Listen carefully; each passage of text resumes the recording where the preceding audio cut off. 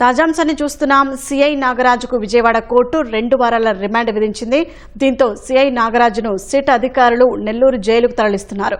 మరోవైపు సాయికృష్ణ అదృశ్యం కేసులో సిఐ నాగరాజుపై పెట్టిన కేసు రిమాండ్ రిపోర్టులోనూ సంచలన విషయాలను సిట్ బయటపెట్టింది.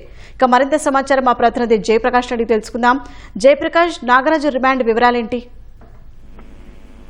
షాహీన్ కొద్దిసేపటి కిందటే సిఐ నాగరాజును కోర్టులో హాజరుపరిచారు. విచారణ జరిపినటువంటి న్యాయస్థానం ఆయనకు 8 వరకు వచ్చే నెల 8వ తేదీ వరకు రిమాండ్ విధించింది.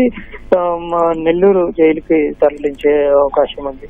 అయితే ఈ కేసులో విచారణ సందర్భంగా ఇటు పోలీసుల తరపు న్యాయవాది కొన్ని విషయాలను బయట పెట్టారు. ఇందులో రిమాండ్ రిపోర్ట్ లో కొన్ని విషయాలు ఉన్నాయి. అందులో ప్రధానంగా చూసుకున్నట్లయితే అటు నిందితుడిని అంటే అప్పుడు సాయికృష్ణ పలు కేసుల్లో నిందితుడిగా ఉన్నాడు. ఆయన్ను అక్కడ నుంచి మార్కాపురం నుంచి తీసుకొచ్చిన తర్వాత ఇక్కడ కృష్ణలంక పోలీసులకి అప్పచెప్పినట్టు ఒక అక్నాలెడ్జ్ ఉంది. విచారణలో అక్నాలెడ్జ్ ని గుర్తించారు. అయితే ఆ తర్వాత ఏం జరిగింది, అసలు నాగరాజు సాయికృష్ణ ఏమయ్యాడు అనేటువంటి విషయాలు ఎక్కడ తెలియలేదు. అదే విధంగా అక్కడ ఉన్నటువంటి సీసీ ఫుటేజ్ కూడా చుట్టుపక్కల అటు కృష్ణలంక వద్ద ఉన్నటువంటి సీసీ ఫుటేజ్ కూడా అందుబాటులో లేదు. అసలు ఏం జరిగింది, శాస్త్రీయ ఆధారాల ప్రకారంగా కనుక చూసుకున్నట్లయితే ఇప్పుడు సాయికృష్ణ హత్య జరిగిందనేది అని భావిస్తున్నామని అందులో రాశారు. అయితే సాయికృష్ణ తల్లి కోర్టుకి వెళ్లక ముందే ఈ ఘటన జరిగిందని దర్యాప్తులో గుర్తించినట్లు తెలిపారు. ఈ క్రమంలోనే సిఐ నాగరాజు పైన ఈ విషయాన్ని హత్య కేసు నమోదు చేశామని తెలిపారు.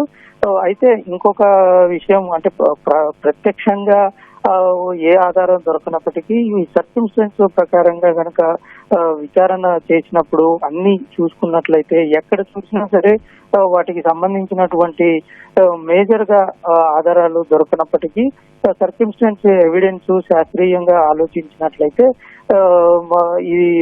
అటు సాయికృష్ణ హత్య జరిగిందనేటువంటి ఒక భావనకు పోలీసులు వచ్చినట్లు అందులో తెలిపారు. ఈ క్రమంలోనే కోర్టు ముందు హాజరుపరుస్తున్నామని న్యాయవాది తెలిపారు. ఈ విషయాలన్నింటినీ పరిగణలోకి తీసుకున్నటువంటి న్యాయస్థానం ఇటు జూలై 8 వరకు రిమాండ్ విధించింది. మరికొద్ది సేపట్లో ఆయన్ను కేంద్ర కారాగారానికి తరలించనున్నారు షాహీన్.